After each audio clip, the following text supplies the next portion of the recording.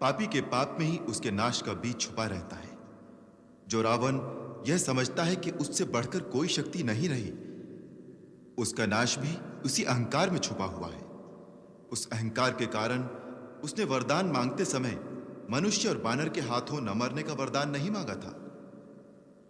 जिस मानव को वह कीड़े मकोड़ों की तरह तुच्छ समझता है, उसी सामान्य मानव के रूप में मैं अवतार लेकर उसका मान भंग करूंगा।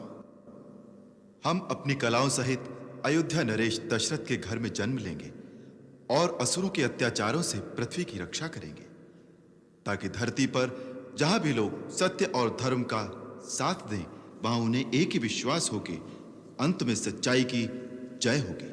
सारी सृष्टि में एक ही जय घोष गूंजेगा, सत्यमेव जयते, सत्यमेव जयते, सत्यमेव जयते।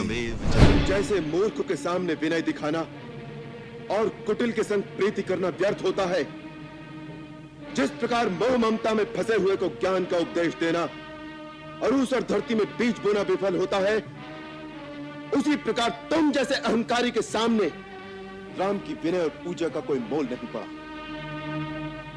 समस्त देवी देवता और यहां के चराचर जीव इस बात के साक्षी रहे कि मेरे पास समस्त समुद्रों को सुखा देने की शक्ति होते हुए भी मैंने वरुण देवता का मान रखने के लिए पूर्ण विनय और सच्चे हृदय से समुद्र की पूजा की है और सेना सहित पार जाने में इनसे सहायता मांगी है, परंतु इस शठ ने मेरा उपहास ही किया है। शास्त्र कहता है, जैसे केला काटने पर ही फल देता है, उसी प्रकार नीच दंड देने पर ही झुकता है। अतः अब मैं ब्रह्मास्त्र का संधान करके इस समुद्र को पाताल तक सोख दूंगा। अब जल के स्थान पर यह केवल रेत और बालू ही रह जाएगी। युद्ध में एक ही लक्ष्य होता है, विजय। हमारा लक्ष्य भी विजय है, परंतु किसी एक प्राणी या रावण नाम के केवल एक शत्रु पर नहीं,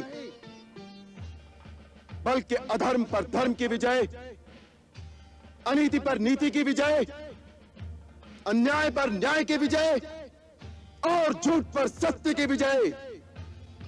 यही विजय हमारा लक्ष्य है और इसी लक्ष्य की ओर हमें आगे बढ़ना है।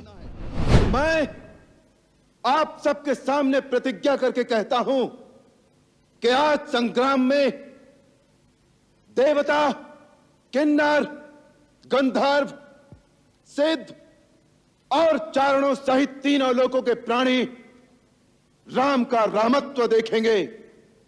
आज मैं वो पराक्रम दिखाऊंगा कि जब तक कि पृथ्वी रहेगी, इस चराचर जगत के समस्त जीव और देवता भी उसकी चर्चा करेंगे।